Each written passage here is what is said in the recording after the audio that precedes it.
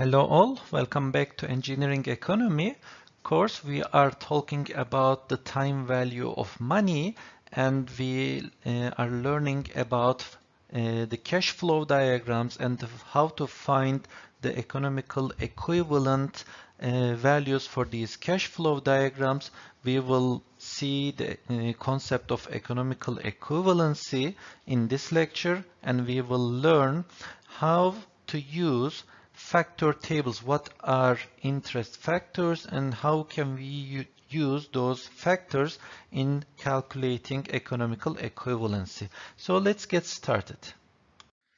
Let's start with a summary of our previous lecture. In our previous lecture, we learned some basic notation that we use in cash flow diagrams, and we learned how to represent these transactions of money as cash flow diagrams. Also, we learned the fundamental law of engineering economy, which relates future values of money to present values of money for given interest rate and the number of interest periods. So this formula is is the fundamental formula of engineering economy that you all know, that you all memorize and know how to use it. So in this lecture, we will first start with the concept of economic equivalence. So what is economic equivalence? Consider two cash flows, okay? Two cash flows.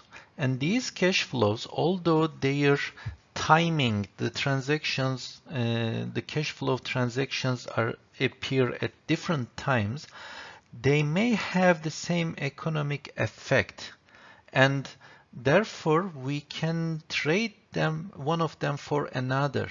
We can replace them with each other because their economical effects are the same. Okay, so the amounts of money transactions, the timing of the cash flows may be different, but with an appropriate interest rate, the effects of these two cash flows make them equal in the economic sense. So for these kind of cash flows, we call them as being economically equivalent. So we can look this equivalent from the personal financing point of view. So for example, if you deposit some amount of money to a bank account today, P amount of money to a bank account today, and then when you withdraw it after N periods, that gives, this bank account gives you an interest rate of I%, then you will receive F dollars in the end of this period. And this F is equal to this present value multiplied by this interest rate to the power N. And we say that, okay, we say that having P dollars now is equivalent to having F dollars after N years. Okay, so this P, having P now and having F after N years, is economically equivalent. We can use an alternative way to define this equivalent.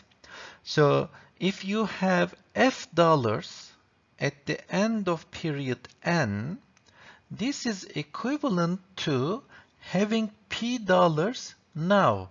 So, okay, having P dollars now is equivalent to having F dollars after N periods, but also having F dollars at the end of the nth period is equal to having P dollars now if your earning power is measured in terms of the interest rate I. Then, for example, if you know the amount of money that you have at the end of the nth period, how can you find the present value? How can you find this P? Remember the fundamental law of engineering economy. F equals to P times 1 plus I to the power N. Using this formula, if you leave this P on one side of the equation, you will find that this is equal to F divided by 1 plus I to the power N. And in fact, this is equal to F times 1 plus I to the power minus N. Okay, So by using this fundamental law of engineering economy, you can calculate this P when this F value is given simply with this formula. For better understanding, let's consider this example. Now assume that now you have $2,042. Now you have this amount in your pocket. And you want to learn what this amount is equal after 5 years. Okay, what this amount will be equivalent after 5 years. So for this, what you can do is you can deposit this amount to a savings account in a bank, and you can earn 8% interest annually. Means at each year you earn 8% interest. So how much will you have at the end of 5 years? By using this formula, fundamental law, F will be equal to the current amount, $2,042, multiplied by 1 plus I is 8%, to the power n, which is 5. And it means that having $2,042 now is equivalent to having $3,000 after 5 years with an 8% interest rate. But look, be careful here.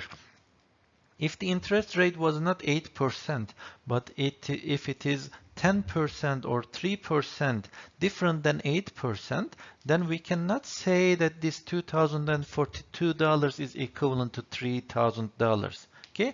The equivalency of these two cash flows occurs only with this interest rate. Also, so look at this figure now. We have $2,042 now, and we know that this is equivalent to having $3,000 in 5 years with an 8% interest rate. But the thing is, we can have this equivalency at different years in time, at different periods in time. For example, having $2,042 now is equivalent to having $2,205 1 year now. So how can we find this? Simply, we say that this $2,042 multiplied by 1 plus 0.08 to the power 1 gives us this value over here. And which means that this value in 1 year with 8% interest is equivalent to this value. Then it means that having this value at the end of year 1 is equivalent to having this value at the end of year 5. And similarly, we can calculate all others. For example, how can we calculate the equivalent value of this equivalent value at the end of year 4? Okay, so simply we can do this. The initial amount multiplied by 1 plus 0.08 to the power 4. We are looking at the end of period 4. And actually, this amount is also equivalent to 3,000. Look, this is the equivalent amount at year 5. And we want to find its equivalent at the end of year 4. So what do? Simply, we multiply this amount by 1 plus the interest rate to the power minus 1.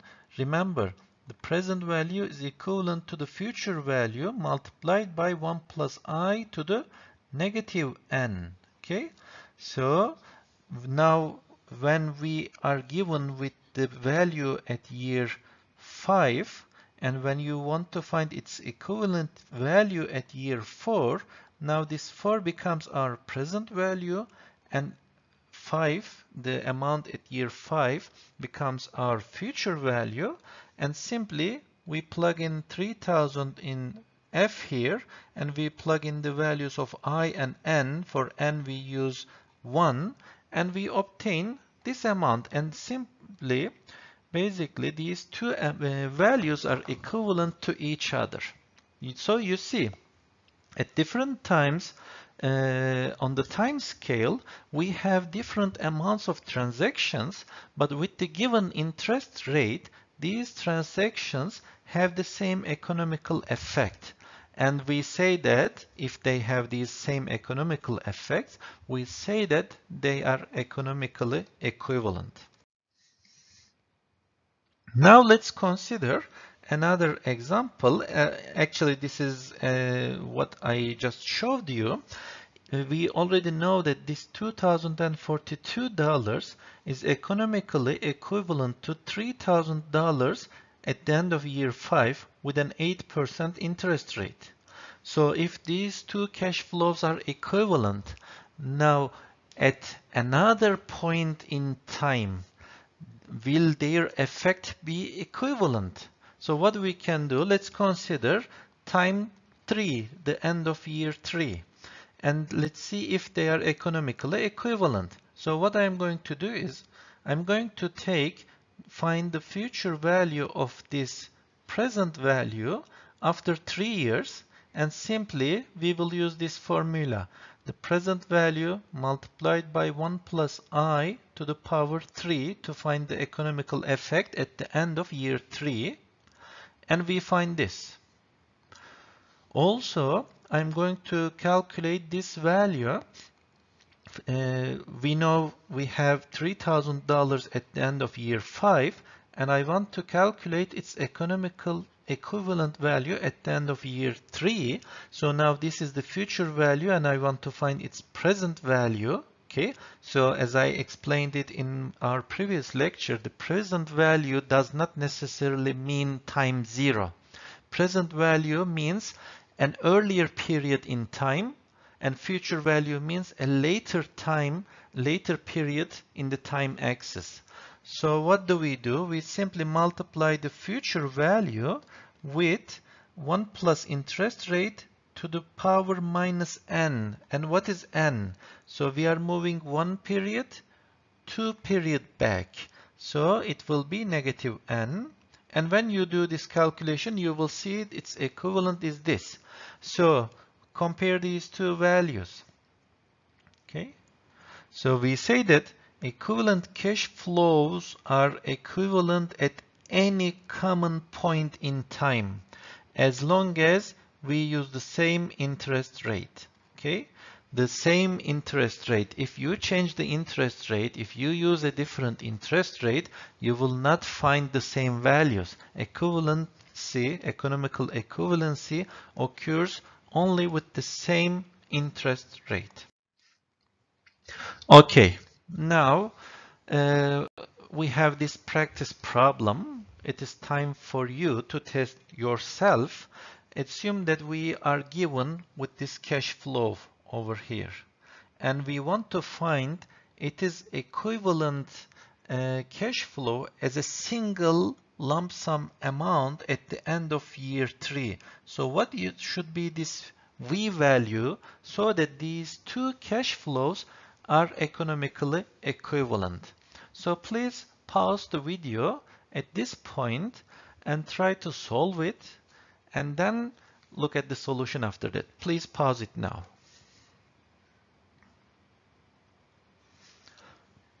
Okay, I guess you worked on the example by yourself. Simply, in order to find this V, actually we may use different ways, different methods, but the easiest one is this. We want to find the economical equivalent value of this cash flow at the year 3. So what we should do is, we have some cash flow which occurs before year 3, so that we should move this one to the end of year 3 to a future period. And some of the cash flows, as you can see, occur after year 3. So I need to move them back to year 3 so that I need to find their present value. And there is one cash flow here which already occurs at year 3. It means that I will keep it as it is. Okay, now how should I do it? So I will keep this 150 at year 3, plus I will move this 100 to year 3. So what will be that 100 times? So I can do this separately, one by one. And when I move all these cash flows to year 3, since they occur at the same time, I can just add them up. So the future value, I'm trying to find the future value of this 100.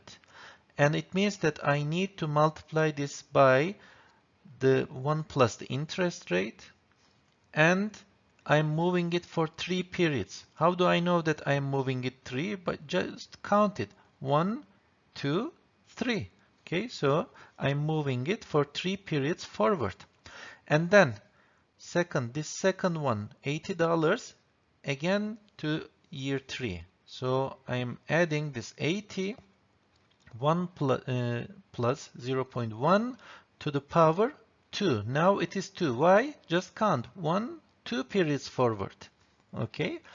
Then $120, which is this one, and I'm moving it just 1 period ahead. Okay. Now for this $200, I am moving it 1 period back. So 200 times 1 plus 1 to the power minus 1. So be careful. This minus 1 tells me that I'm finding the present worth of a future value. Okay. And then again, this $100, I need to take it back. So it is 100 times 1 plus 1 to the power, how many periods? 1, 2 periods. So it is minus 2. Okay.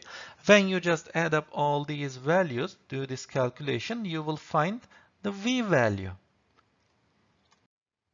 Okay. And the V value that you can find is $776.36. And we can say that having this cash flow at the different times is economically equivalent to having just a single cash flow of this much at the end of year 3. That's it. And you may ask, can we do this in different ways, different methods? And the thing is, yes, you can do this in different ways. And if you get the idea, you can find a lot of different ways to solve the same question. How is that? We said that if these cash flows are economically equivalent, then they are equivalent at different times. So what can I do? Instead of moving this part to year 3 and moving this part to year 3, you can first collect everything at time 1. So collect everything here at time 0. And then you will find the economical equivalent of this one like this. You will have a value, let me say G, which is economically equivalent to this one. And then you can move this G to period 3 to find this V. Okay, so you can first combine everything at time 0 and then move it to time 3 to find this value V. So let me write how we can do it quickly. So this 100 is already at time 0. I'm going to move this $80 to time 0. So it will be 80 times 1.1, and I'm moving it 1 period back. Then 120 interest rate 2 periods back. And then 150 3 periods. And 200 4 periods. And 100, this is of course negative, 5 periods back. And you make this calculation, and let's assume that you find this value G. Okay, and now this G is a single value that occurs at time 0. And I need to find its equivalent. Sorry, let me show in this way. I need to find its equivalent value at time 3. And then it means that this V is equal to G times 1.1 to the power 3. So I'm moving it 1, 2, 3 periods into the future. So please do this calculation also, and you should find exactly the same solution here. Another practice problem. Okay, now assume that we have such a cash flow. We have one transaction at time 0 and another transaction at time 3, and we want to find a different cash flow so that the transactions occur at time 1 and 2 and the transaction amounts are identical, CC. So when they are both the same, I want identical transactions, okay, at these two times. So if the interest rate is 10%, what should be the amount of C so that these two cash flows are economically equivalent? So let's try to find it. And how can we find it? Again, there are many different alternatives that you can use. We said that if two cash flows are equal to each other, then they will be equal at any point in time. So it means that the best thing to do is to collect everything in the first cash flow, in this one, collect everything in a certain time. So this time can be 0, it can be 3, it can be 1, it can be 2. It's not important, but combine or collect everything at a certain time. And do the same thing for the second cash flow. Either combine it 0 or 1 or 2 or 3, and then make these two values equal to each other. So which one will you prefer? Of course, you can prefer any one of them. The result will not be changed. But if you prefer, for example, time 0, since this 500 is already at time 0, you will not do any calculation with it. But if you select time 1 or time 2, then you need to move this 500 to this time and also this 1000 to that time. It means that you will do two calculations. Okay, so we want to do as minimum calculations as possible. For that reason, maybe it is better to select either this time 0 or time 3. Okay, let's select time 3 as our base point. So what I'm going to do is I'm going to calculate the equivalent cash flow of this A at time 3. So what should be the single value? Let me write H. Okay, what should be the single value at time 3 which will make this equivalent? And then I'm going to do the same thing, okay, for the C. What will be the single value for this cash flow B so that it will have the same H at the end of year 3? Okay, then by using their equivalency, I will try to find C. Okay, then for A, let me write in this way. From the first cash flow, H is equal to 1000, which is already at year 3, plus 500 times 1.1 to the power 3, because I'm moving it forward 1, 2, 3 periods ahead. Okay, so this will be the value of A. And this value is equal to $1,665.5. Okay, so this is the equivalent cash flow of this A if we do all the transactions as a lump sum at the end of year 3. Now consider this second one, and I want to find the economical equivalent value of these two cash flows at the end of year 3. So what do I do? For the first one, I am moving this C 2 periods ahead. It means that I'm multiplying it 1 plus 1 to the power 2. And the second one here, I'm moving it 1 period forward. So it means that it's C times 1.1. And this I want to be equal to H. and the value of h that I already found is this one. Okay, and when you solve this equation, I mean to find this c, we find it to be 721. Look, in this solution here, instead of moving everything to period 3, we selected the base period to be year 2.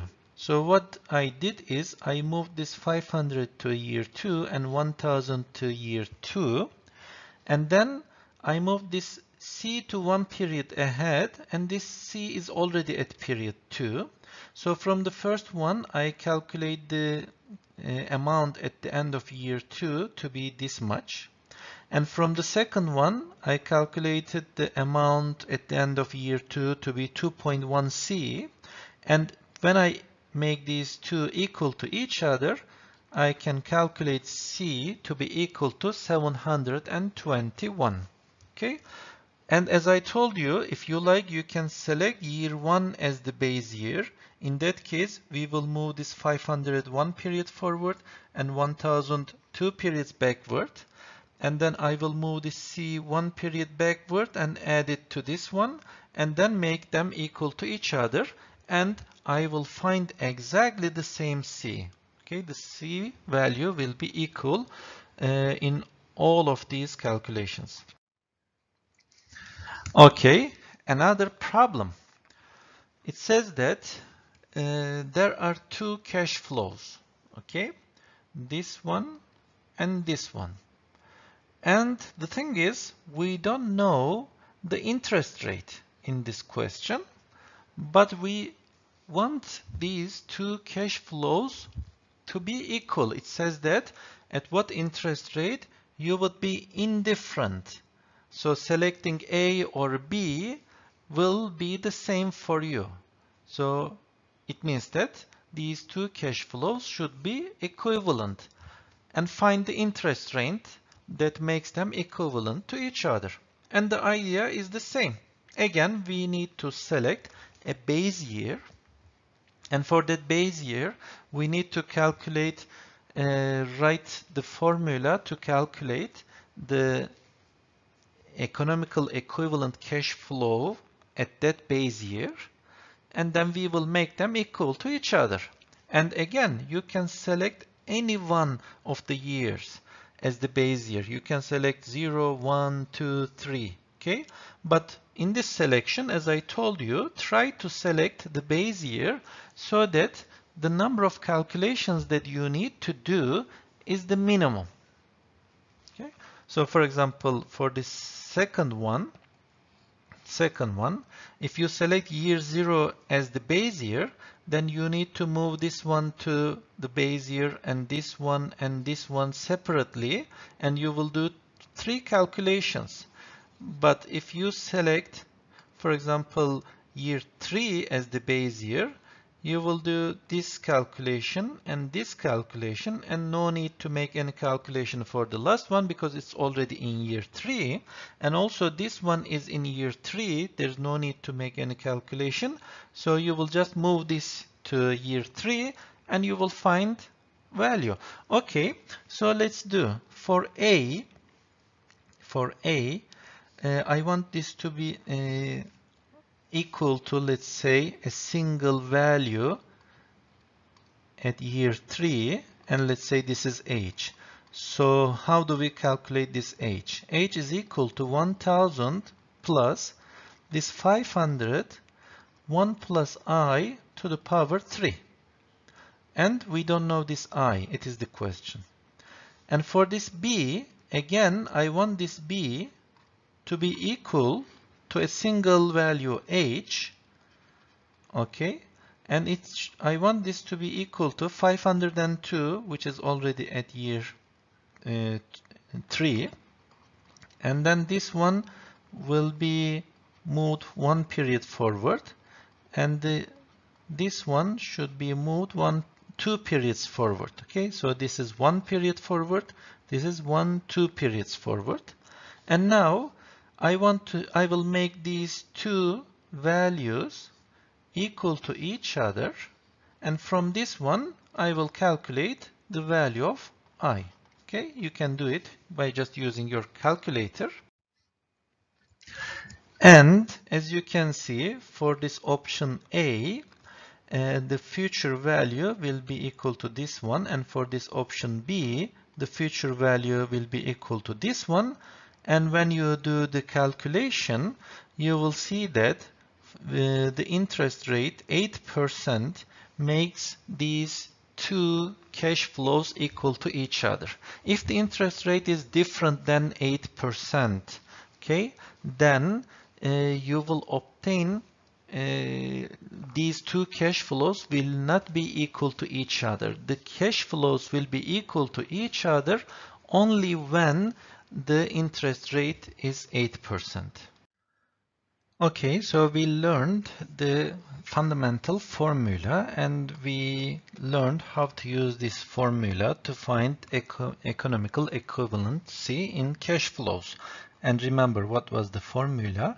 F was equal to P times 1 plus I to the power n. And also from this one, using this one, we also can calculate P from F, a present value, given a future value, by 1 plus I to the power negative n. So we know these formulas. But look, usually to calculate this part over here, you will need calculators. And the thing is, we name this part, 1 plus I to the power n, as interest factor. Okay, when you know the interest rate and when you know the number of periods, with just a calculator you can find these values. And instead of writing this as a mathematical formula, it is common to use a standard notation for this one. So instead of writing this part over here as a formula, we represent it like this. It has a meaning. So it's not just random alphabet. It has a meaning. What is that meaning? The meaning is this. We want to find the F. So we want to find F, and we know the value of P, meaning that P is given. Okay? P is given, find F. And also what is given? I is given, N is given. So we read this part over here on the right hand side as find the value of F given P, I, and N. When these are given, find the value of F. And this is a factor. So its value is equal to this one. So what is it? For example, if I want to find the value, future value, let me write this example. Let's assume that we have a transaction like this, $100, and we want to find its value after 5 years, its equivalent future value after 5 years. So how do we calculate it? With the formula, it's easy. We just multiply this 100, 1 plus, let's say this is 8% interest rate, 0.08 to the power 5. This is the formula to find F, right? Now, instead of this formula, we simply write this value over here, and we say that F is equal to 100 times F given P, 8%, and 5. Okay? So this is the notation, and this is called an interest factor. And when we multiply this interest factor by 100, then we automatically calculate the future value. And this value over here, which is equivalent to this one, this is equal to 1.46932. Okay, so it's already known. So when the interest rate is 8% and when the number of periods is 5, we know this factor. And we just plug in that factor here and multiply it by 100, and we simply calculate the future value. Okay. We can do the same thing for this calculation also. When the future value is given, And if we want to find the present value, the formula, the interest factor that we are going to use is this one. So as you can see now, the power is to the negative n. And we represent it this time, look, differently. In the previous version, P was given, we want to find F. But now F is given and we want to find P. So the representation is different. So they are not the same thing. The order of F and P is important here. Okay, you need to say that, okay, F is given, I is given, N is given, and we want to find P. And when you multiply this one by the future value, we will find the present value. Okay, this is the idea. And simply, this representation over here is equal to this formula over here. And this is called single payment present worth factor. So all these factors have their names. So this first one is known as single payment compound amount factor. So this one. This one is named as single payment present worth factor. And why do we need these, or how do we use this? Why not just use these formulas? Of course, you can use the formulas, but these factors make our task easier. So we have such tables. You can, if you have a look at your book, at the end of your book in the appendix, you will see pages of tables. And each page will correspond to a different interest rate. At the top of the page, you will see the interest rate. And then you will see the number of periods at each row, in each row of the table. And now look, this is F given P, and this is P given F formulas. So for example, let's assume that we have such a cash flow. This P is given as $100 and we want to find, let's say, the 15 years. After 15 years, its future value. Okay, how do we find it? The formula tells us that this F is equal to P times, which is 100, times 1 plus, and let's say the interest rate is 10%, 0.1 to the power 15. This is the formula. Use your calculator and find it. But by looking at this formula, you can say that this is equal to 100 times the present is given and we want to find future. Interest rate is 10% and the number of periods is 15. Now we move to this table, and in this table I need to look at P given F, which is this column. I already found the table which is 10% interest rate, and then in this column I will find 15th period, and the factor is this one.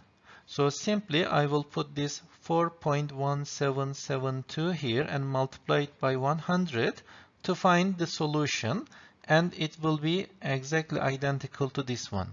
Okay, so we have such tables that we can use to calculate the final result without even using these calculators to take these powers and etc.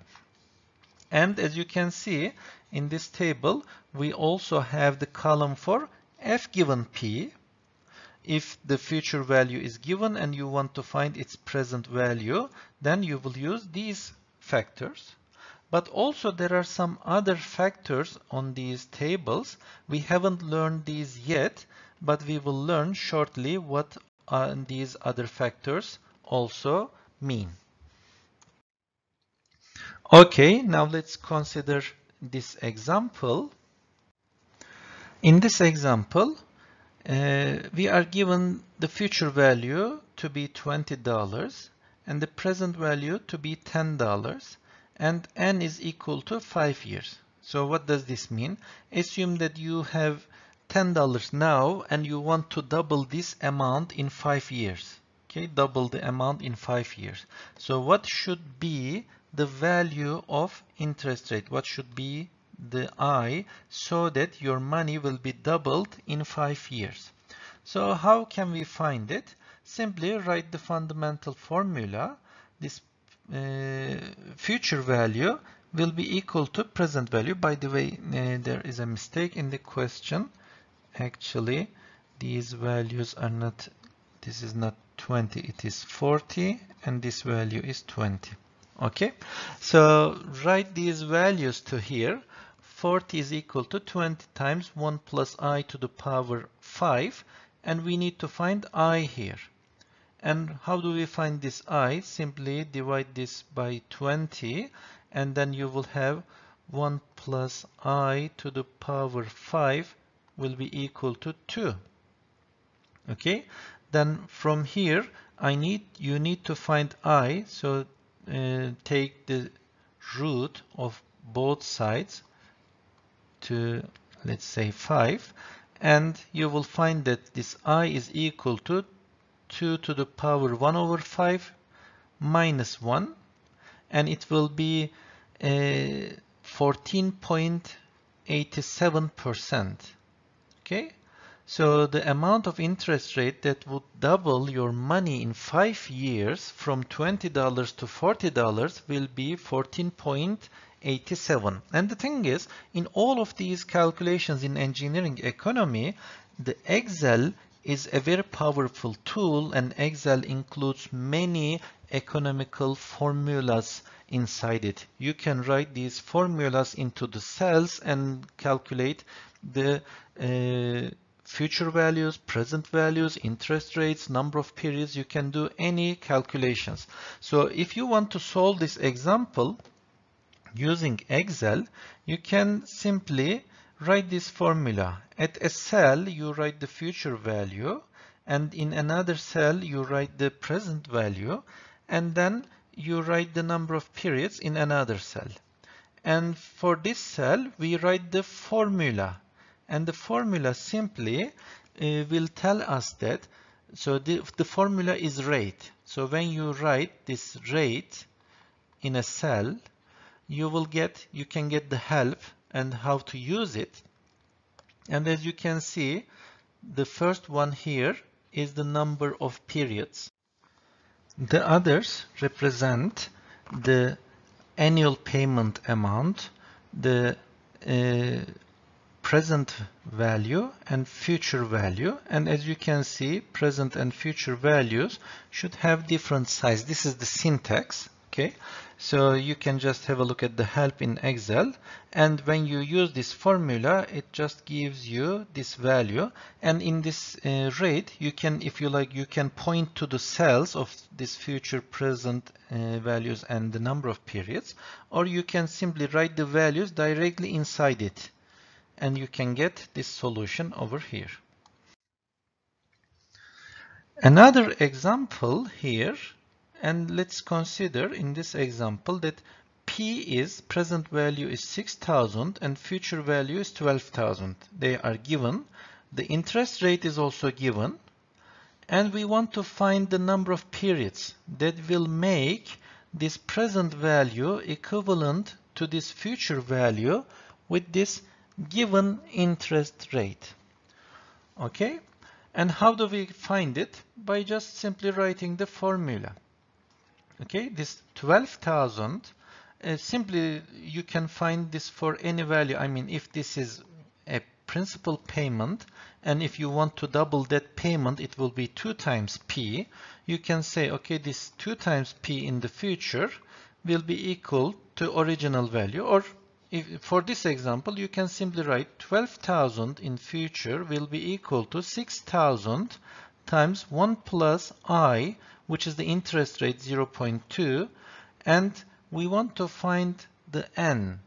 Then from here you can just calculate the value of n. It says that 1.2 to the power n should be equal to 2, and when you take the logarithm of both sides, we see that in 3.8 years these values will be equal to each other. And again, you can use the Excel formula to calculate this value, and the Excel formula to find the number of periods is n per. again, you can have a look at the syntax, and in this formula, the first value is the interest rate, the second one is the annual payment amount, the third one is the present value, and the fourth one is the future value. Okay, when you just write this formula, you can obtain the solution. Another example problem. Assume we have such a cash flow, okay, $300 at time 0, $500 at time 2, and $400 at time 4. And we want to find its future value, okay? And we can find the equivalent value. It's easy. We will just move this to time 5, and this also to time 5 at a future time, and this also to time 5 at a future period. But the interesting thing here is this. In the first year, the interest rate is 5%. In the second and third years, the interest rate is 6%. In the last 2 years, the interest rate is 4%. So the interest rate is not the same during these all years. So for example, if you want to move this $300 to year 5, you cannot just assume that there is a single interest rate. It is different. And also maybe some of you say that let's take the average. So the first year it is 5, the second year it's 6, third year 6, fourth year 4, and fourth year 4. So in total we have 5 years. So this will be the average interest rate. And let's use this average interest rate, and that will not provide you the correct result because these interest rates will be applied at different years to different amounts. Okay, it means that we need another method. And what's that method? Actually, it's easy. So first, we will move this $300 1 year ahead with 5% interest rate. Can we calculate it? Yes. So 300 multiplied by 1 plus 0.5, 0.05 to the power 1. Okay, and then we obtain this value over here, which is equal to 315. Now I have 315 in year 1, and what we will do, we will move it 1 year forward, this time with 6% interest rate. So it will be 315, 1 plus 0.06 to the power 1. Okay? And then we will find its value at time 2, and then we can add it with 500 to find the total amount at year 2, and then we can move it 1 step forward with 6% interest rate. Then we can move this total amount 1 period with 4% interest rate, and we will do all the calculations in this way. So let me show you how we can find. So what I'm going to do here, or what we can do here is, first we can move this 300 to year 5 by first moving it 1 period ahead. So 300 multiplied by this factor. Look, now I'm not using the formula, but I'm using the factor. So F given P, okay, 5% interest rate, 1 period. And then, as you can see, for 2 years, the interest rate is constant at 6. So I don't need to move this 300 1 by 1, but I can move this just 2 period to the end of year 3 in just one single step, which is equivalent to multiplying with this factor. F given P, 6% interest rate, 2 periods.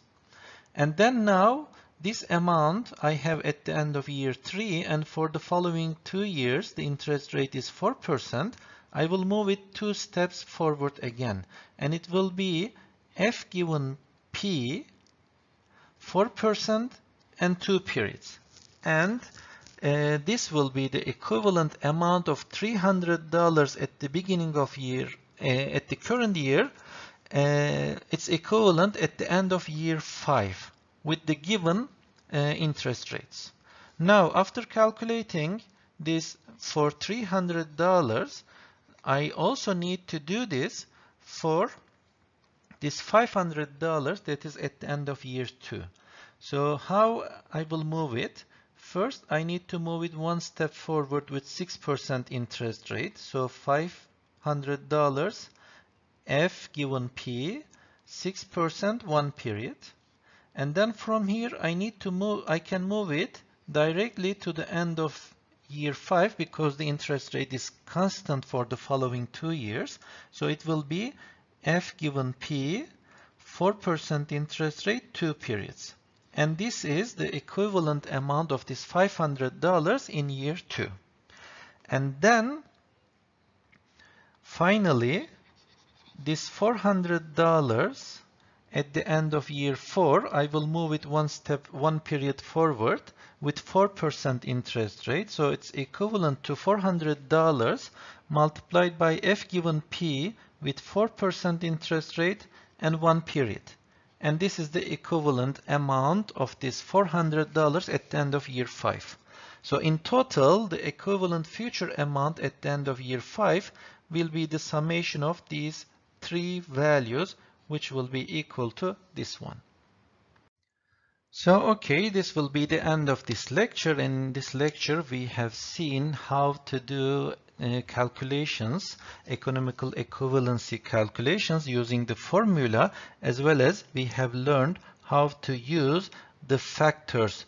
And we will be using these factors from now on for throughout the end of the course. So for you need to understand how to use these factors and what is the idea and how you can look for these factors in those factor tables given at the end of your book. We will continue our discussion on time value of money and economical equivalency of these cash flow diagrams in the following lecture.